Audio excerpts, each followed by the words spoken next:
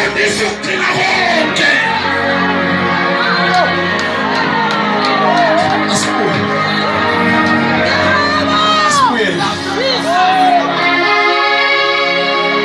Lithi iBhayibheli kekathi yehla ingelosi iqinisa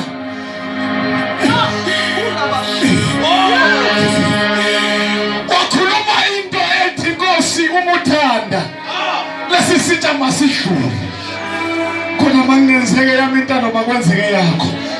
Lithi iBhayibheli wathi ebuyele emuva wafika abafundi bakhe belele